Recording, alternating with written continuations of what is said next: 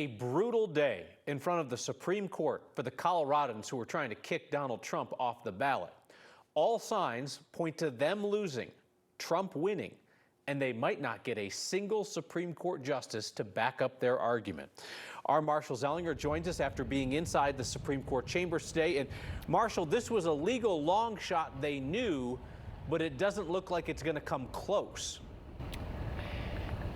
Kyle, it was clear to me that several of the liberal-minded justices were either not on board or not convinced with the arguments being made inside the Supreme Court today. And I'll tell you, when you start hearing justices who are ideologically opposed start tag-teaming questions, it's not a good sign if you're Norma Anderson or the 5 other Colorado voters trying to kick Trump off the ballot.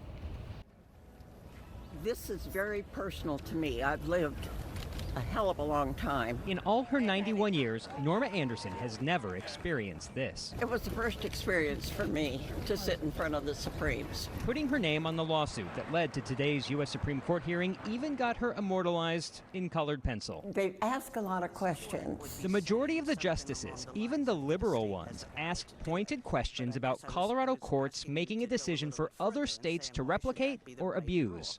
Why should a single state have the ability to make this determination, not only for their own citizens, but for the rest of the nation? That it just doesn't seem like a state call. Do you agree that the state's powers here over its ballot for a federal officer election have to come from some constitutional authority?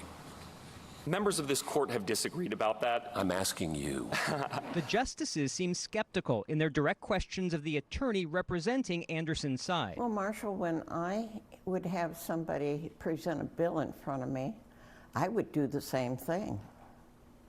And they'd never know how I was going to vote. The Republican elephant in the room was really in Florida. Former President Trump reacted to the Supreme Court case far from D.C. You have millions of people that are out there wanting to vote, and they happen to want to vote for me or the Republican Party, or whatever you want to, however you want to phrase it. And the justices' questions and body language suggest Trump will have the opportunity to receive votes.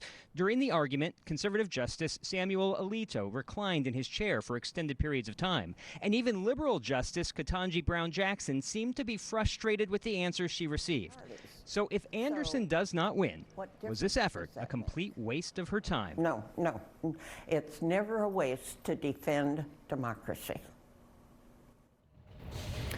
Anderson sees the best in people, and she suggests that the justices were just curious and we shouldn't be so quick to figure out maybe which way they're voting.